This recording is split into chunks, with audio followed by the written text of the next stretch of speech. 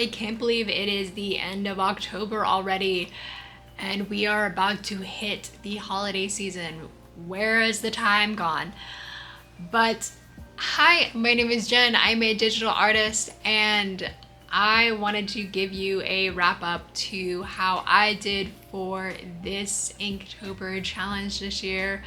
I am going to be going over a couple of my journal entries, how I did my prep, what were the challenges that I faced, how did my process change from this to this by the end of the challenge, what was my growth like, and just like my thoughts and feelings behind that, my social growth, and then if there's anything else I've got to say, I'm gonna say it at the end. So what happens when the plan changes?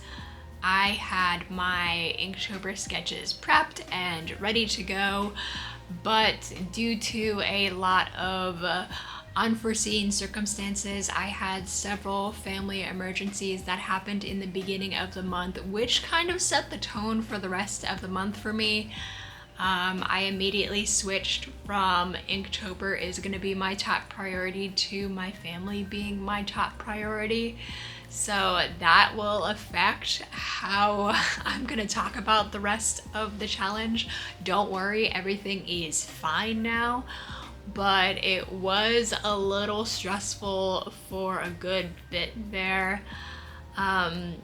And the challenges of Inktober for me this year were two things. One, dealing with these family emergencies and the circumstances around those, and having super high expectations for myself, which led to a lot of art block. It is not only a challenge to make something every single day, but it is also a added challenge to make something with little to no prep beforehand. I threw out all of my sketches for Inktober. None of them seemed to be working for me, and I decided to get more references and make my illustrations on the spot. I feel like there's also a unspoken expectation that for the month of October, if you are participating in a 30-day drawing challenge, 31-day drawing challenge, that you need to improve every single day and get better year over year for the Inktober challenge. If you don't get better with your drawing skills, then at least you learned something along with having fun. That is the expectation that I think surrounds any kind of drawing challenge that you do. And an added stress on top of that, for me in particular, is I did not want any of my illustrations to feel the same. I didn't want the same pose, the same references, the same color scheme, themes. I wanted everything to be different, but at the bare minimum, I wanted my posts and their poses to look different. And these were all the thoughts that I had at around day 15. With all that being said, it did significantly change what my process looked like. I was going to start off with a color illustration like the one right here for prompt number 1, but that process was not sustainable, and by day 2 and day 3 I completely changed what I was doing. On day 3 I switched to an HB pencil for ease of use and knowing instinctively where to shade on the character. And I know that for these challenges, even with the high expectations, sometimes it's just important to accept the challenge for what it is, try to overcome art block as best as you can, and keep up motivation and momentum by just completing your illustration and moving on, because tomorrow is another day, next year is another year.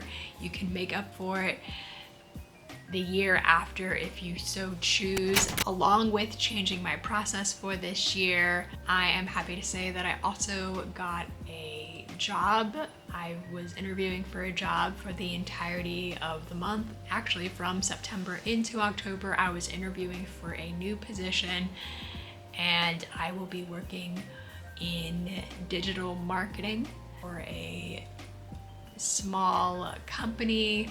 But that means in terms of my growth as an artist, I will be slowing down my uploads until probably around 2024 as I get settled in this new role. That will be taking up a lot of my time, but I am so excited for this step forward, and I've always wanted to work in digital marketing so that I can make more fun and exciting videos and content for you guys.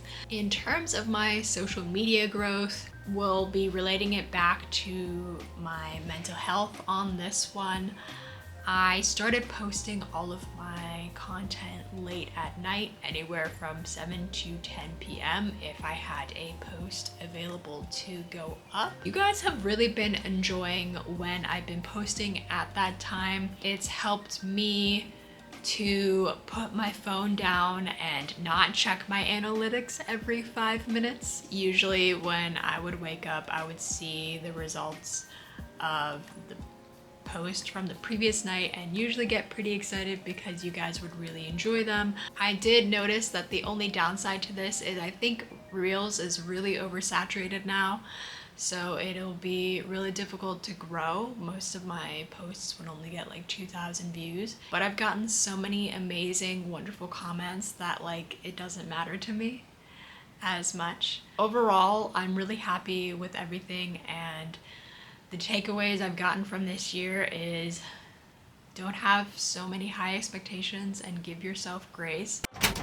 I hope this doesn't break the rules too much, but I was editing just now and I realized I didn't share my favorites, I didn't share your favorites, and I'm still finishing the Inktober challenge. I am on day 22. I'm gonna be going up to day 25. Let me share my favorites. And they're kind of in a row, actually. I'm reading off a sticky note here, so if you see me looking down, that is why. My favorite, first of all, is Crater, day number 7. It's supposed to be in a deep pool of water in a dark cave.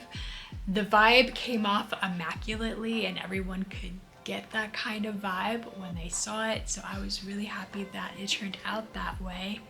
Blue, which was day number 9. It actually got me to play the game again because I played some of it last night on maddening mode, classic maddening mode for Fire Emblem Three Houses. If you know, you know. It's intense. This update would not be complete without me talking about your favorites.